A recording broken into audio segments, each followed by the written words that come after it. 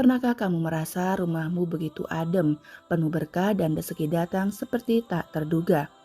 Mungkin tanpa sadar, rumahmu menyimpan rahasia yang membuat para malaikat pembawa rezeki betah mampir dan tinggal lebih lama. Tapi sebaliknya, ada juga rumah yang megah tapi terasa sempit, lengkap tapi selalu terasa kurang. Apa yang membedakannya?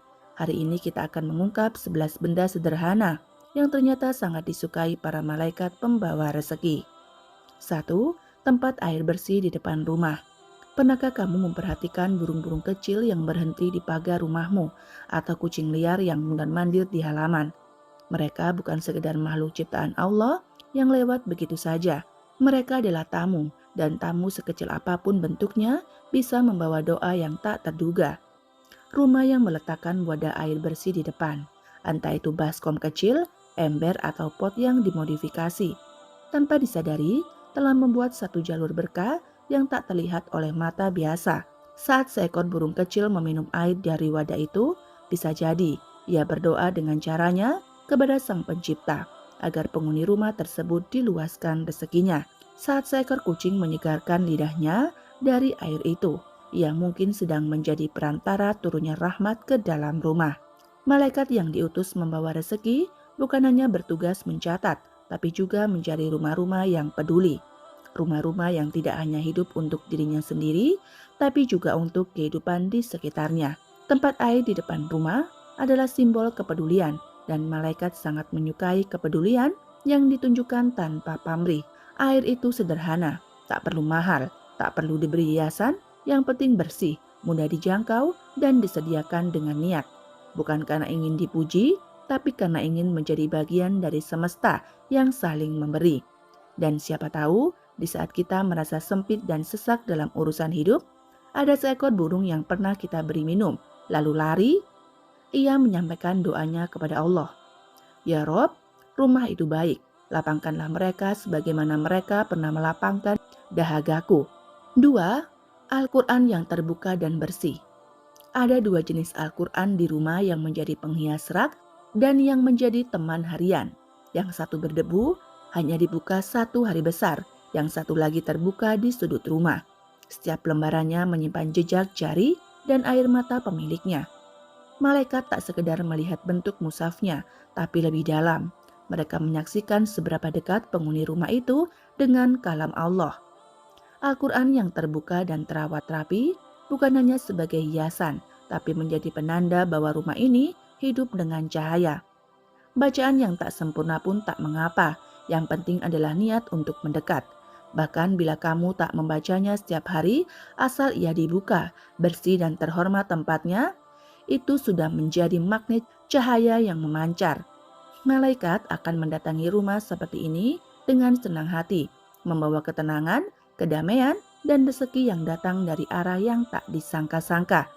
Bayangkan ketika kamu berangkat kerja dengan penuh beban, lalu anakmu yang masih kecil menyentuh halaman Al-Quran itu dan mencoba membaca. Meski masih terbata-bata, itu bisa menjadi sebab Allah menjadikan hari itu lebih ringan bagimu. Al-Quran di rumah bukan sekedar simbol keislaman, tapi sumber ketenangan. Rumah yang di dalamnya terdengar bacaan suci ini akan selalu dipenuhi keberkahan. Jika tak bisa setiap hari, cukup seminggu sekali kamu buka, kamu baca satu ayat. Satu ayat itu bisa menjadi kunci datangnya banyak pintu rezeki. Lalu 3, cermin yang bersih. Cermin di rumah bukan cuma benda pemantul wajah. Ia adalah saksi bisu kebiasaan harianmu.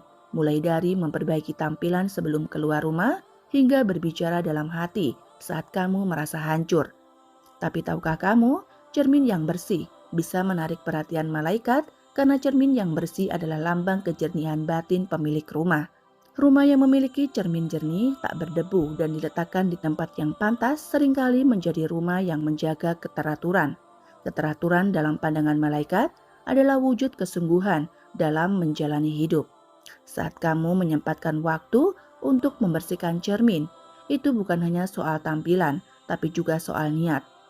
Malaikat yang lewat di rumah seperti ini akan nyaman karena mereka menyukai kebersihan, keteraturan, dan niat baik.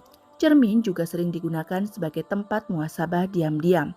Pernahkah kamu menatap wajahmu di depan cermin sambil berkata, "Aku harus lebih sabar"?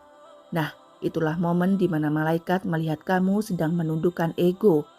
Rumah yang menjadi tempat introspeksi seperti ini sangat disukai. Jadi jangan anggap cermin sebagai sekadar alat untuk bersolek. Ia bisa menjadi pengingat, menjadi reflektor jiwa. Jika kamu menjaganya tetap bersih dan jernih, mungkin kamu sedang menjaga kejernihan hidupmu juga. Dan malaikat yang membawa rezeki suka tinggal lebih lama di rumah yang jernih. Lalu yang keempat, sapu dan peralatan kebersihan. Sapu lidi yang tersandar di pojok dapur, kain pel yang digantung rapi, sikat lantai yang diam-diam menjadi saksi bisu perjuangan seorang ibu setiap pagi. Mungkin semua itu tampak biasa, tapi bagi malaikat, alat-alat sederhana itu punya makna yang luar biasa. Rumah yang memiliki peralatan kebersihan bukan sekedar rumah yang bersih secara fisik. Itu adalah rumah yang mengerti pentingnya membersihkan beban hidup setiap hari. Sapu bukan hanya untuk lantai, ia adalah simbol bahwa penghuni rumah ini tidak membiarkan kotoran menumpuk, baik di lantai maupun di hati. Malaikat pembawa rezeki menyukai tempat yang tidak penuh kekacauan, karena kekacauan adalah tanda dari hati yang tertata. Rumah yang setiap hari disapu, dipel, dan dijaga dari debu adalah rumah yang sedang menyiapkan diri menerima tamu. Bukan hanya tamu duniawi, tapi juga tamu dari langit. Peralatan kebersihan di rumah juga menunjukkan bahwa penghuninya peduli dan rajin, tidak menunggu sampai masalah jadi besar, baru mau membereskan. Malaikat senang dengan manusia yang sigap dan rumah yang bersih, rapi, wangi, akan lebih mudah dihanggapi rezeki yang baik. Coba perhatikan ketika rumahmu sedang berantakan, suasananya pun ikut kusut, pikiran cepat panas, suasana hati cepat murung. Tapi setelah kamu menyapu dan mengepel, tiba-tiba saja udara terasa lebih lapang. Bisa jadi bukan hanya lantai yang bersih, tapi hatimu ikut lapang, dan itu adalah sinyal bagi rezeki untuk masuk dengan ringan.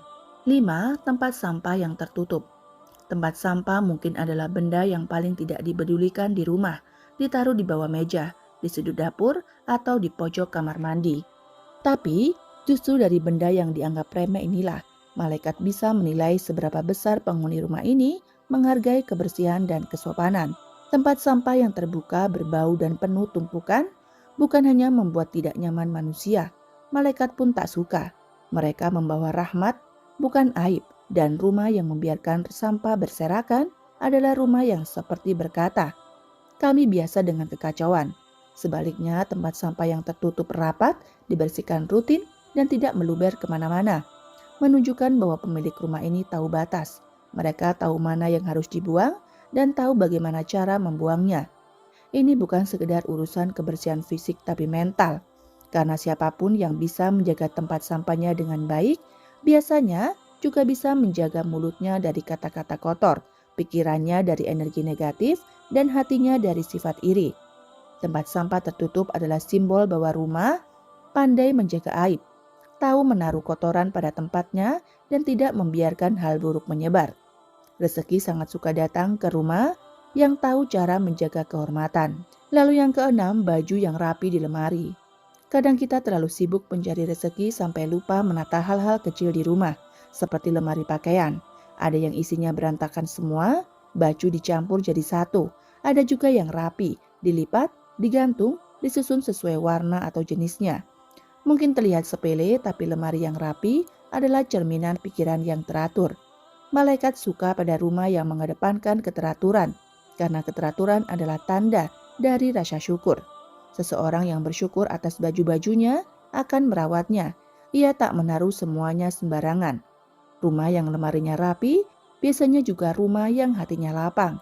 Bukan soal banyak atau mahalnya baju, tapi soal bagaimana kamu memperlakukan apa yang kamu punya. Malaikat menyukai rumah yang bersih, tertib, dan punya pemilik yang tahu menghargai nikmat kecil. Baju yang digantung dengan rapi, pakaian ibadah yang dilipat khusus, hingga kaos kaki yang tidak tercecer di lantai, menunjukkan bahwa rumah ini tidak sekedar dihuni tapi diurus. Rumah seperti ini biasanya menjadi tempat yang nyaman, bukan hanya untuk manusia, tapi juga untuk rezeki yang datang dari arah yang tak terduga. Karena rezeki seringkali menyukai tempat yang rapi, bukan hanya dalam wujud benda, tapi juga dalam cara berpikir. Malaikat sebagai pengantar rezeki tentu akan lebih betah di rumah yang menyambut mereka dengan ketertiban, bukan kekacauan. 7. Karpet bersih tempat sujud. Karpet bukan hanya tempat duduk, tapi tempat jiwa bertelut. Di sanalah dahi menyentuh bumi dan langit, membuka pintunya. Tapi bagaimana jika karpet itu kotor, berdebu, atau bahkan menjadi tempat tumpahan makanan dan jejak kaki? Malaikat pembawa rezeki sangat menyukai tempat sujud yang bersih, bukan karena mereka rewel, tapi karena mereka tahu tempat bersujud adalah titik pertemuan antara hamba dan Robnya. Dan rumah yang menjaga kebersihan tempat sujudnya adalah rumah yang menjaga hubungannya dengan Allah. Karpet yang digelar khusus untuk sholat yang setiap harinya dirapikan, dibersihkan, dan tidak digunakan untuk hal sembarangan, memiliki nilai tersendiri di sisi langit. Rumah yang seperti ini akan terasa berbeda auranya, tenang, adem, damai, karena tempat sholat yang bersih juga bisa menjadi magnet turunnya rahmat. Bahkan, bukan berarti kamu harus punya karpet mahal, yang penting bersih, tidak berbau, dan digunakan sebagaimana mestinya. Bahkan sajadah tipis sekalipun kalau dirawat dengan hormat bisa menjadi titik berlabuhnya ketenangan di rumahmu. Saat kamu sholat dengan sungguh-sungguh di atas karpet itu, lalu anakmu melihat istrimu ikut duduk diam, suasana rumah berubah. Malaikat mendatangi rumah itu, bukan cuma untuk mencatat amal, tapi juga membawa rezeki, mengusir kesempitan dan menenangkan hati. Jadi rawat tempat sujudmu, karena dari situ rezeki bisa mengalir lebih deras daripada yang kamu kira. Lalu yang kedelapan, meja makan yang bersih dan teratur. Banyak rumah punya meja makan, tapi tidak semua menjadikannya tempat berkumpul yang bermakna. Ada yang hanya lewat, ada yang penuh sisa makanan, bahkan tak jarang menjadi tempat tumpuk cucian atau mainan anak-anak. Padahal meja makan yang bersih dan rapi bisa menjadi titik datangnya keberkahan. Malaikat suka rumah yang menjaga adab makan dan semuanya bermula dari meja. Meja makan yang disiapkan dengan tulus, yang di atasnya ada piring bersih, nasi hangat, dan senyum anggota keluarga yang saling menyapa. Itulah pemandangan yang disenangi langit.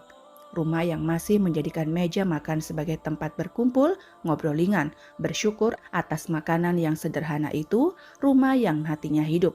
Di situ malaikat senang mampir membawa rezeki berupa ketenangan batin, cinta dalam keluarga, dan makanan yang tak pernah habis meski penghasilan belum naik. Meja makan yang bersih juga melatih tertib. Anak-anak belajar menghargai makanan, suami istri belajar menyempatkan waktu, dan tamu pun merasa dihormati. Semua itu hal kecil, tapi justru dari situ rezeki bisa mengalir. Karena malaikat tahu rumah yang menghargai nikmat kecil seperti makan bersama layak diberi nikmat yang lebih besar. 9. Kotak amal atau celengan sedekah. Mungkin kamu pernah melihat rumah yang di pojoknya ada celengan khusus bertuliskan sedekah harian atau sekedar toples bekas yang diberi tulisan sederhana buat yang butuh. Tampak kecil, tapi dampaknya besar. Bukan hanya bagi manusia, bahkan bagi malaikat. Kotak amal dalam rumah adalah simbol bahwa penghuni rumah ini masih tergerak hatinya untuk berbagi meskipun isinya receh. Meskipun belum bisa 100.000 sehari, tapi yang paling penting ada niat, ada gerakan tangan yang memasukkan sebagian dari rezeki, lalu diniatkan untuk yang lebih membutuhkan. Malaikat yang membawa rezeki akan sangat senang berada di rumah yang masih memikirkan orang lain. Rumah seperti ini memancarkan energi cukup, dan orang yang merasa cukup biasanya memang selalu cukup. Ada yang menaruh kotak amal untuk anak-anak agar belajar menyisihkan uang jajan. Ada juga yang menyiapkan celengan khusus untuk disalurkan setiap Jumat. Bahkan ada yang sengaja menaruh toples beras di dekat pintu untuk siapa saja yang lewat dan butuh. Kecil mungkin, tapi langit tidak menilai besar atau kecilnya nominal. Yang dinilai adalah ketergerakan hati. Dan siapa tahu saat kamu sedang bingung membayar tagihan, malaikat sedang membalas sedekahmu yang diam-diam kamu masukkan kemarin tanpa berharap balasan apapun. Lalu yang ke-10, Al-Quran yang disimpan rapi dan sering dibaca. Ada rumah yang rak bukunya penuh novel bestseller, ada pula yang dipenuhi pajangan mahal. Tapi ada rumah yang sederhana, hanya punya satu mushaf Al-Quran yang mulai lusuh, namun tak pernah luput dari pelukan tangan. Itulah rumah yang dirindukan langit. Malaikat pembawa rezeki sangat menyukai rumah yang menyimpan Al-Quran dengan rapi, terhormat, dan lebih dari itu sering dibaca. Bukan sekedar dipajang dalam lemari kaca yang dikunci rapat, tapi menjadi teman duduk setelah subuh, teman menangis saat galau, dan sumber cahaya saat hati mulai gelap. Al-Quran bukan jimat, ia bukan hiasan dinding. Ia adalah petunjuk yang hidup dan rumah yang menjadikan Al-Quran bagian dari rutinitas harian akan berbeda getarannya. Suasana batin menjadi damai, pertengkaran mereda, dan yang paling terasa, pintu rezeki terbuka tanpa perlu dipaksa. Ada yang membaca satu halaman per hari, ada yang hanya mampu satu ayat. Tak masalah, yang penting istiqomah. Karena malaikat tidak mencari kuantitas, mereka mencari ketulusan. Dan rumah yang ada suara Al-Quran di dalamnya, baik dari mulut manusia atau dari pengeras suara, akan selalu menjadi tempat singgah rahmat. Bayangkan betapa indahnya jika setiap pagi rumahmu disapa bacaan Al-Quran. Malaikat mencatat setiap huruf, mencintai suasana itu, dan mereka pun menetap lebih lama. Disitulah rezeki berputar pelan-pelan mendekat. Lalu yang ke-11 adalah air wudhu di wastafel atau kamar mandi. Air wudhu mungkin tak terlihat oleh mata biasa, tapi jejaknya terasa di udara, di lantai, di suasana rumah yang penghuninya rutin berwudhu akan membawa nuansa yang berbeda, lebih sejuk, lebih bersih, lebih terang. Malaikat pembawa rezeki senang berada di tempat yang digunakan untuk bersuci. Bahkan kamar mandi pun bisa menjadi tempat favorit. Selama air wudhu mengalir darinya, bukan sekedar air mandi, dan wastafel sederhana yang setiap hari digunakan untuk membersihkan wajah sebelum sholat, punya nilai yang tinggi di langit. Rumah yang para penghuninya menjaga wudhu akan lebih terjaga dari energi negatif, emosi lebih stabil, hati lebih tenang, dan keputusan pun lebih bijak.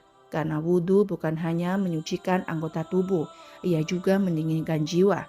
Pernah merasa rumahmu terasa sumpek walau sudah dibersihkan?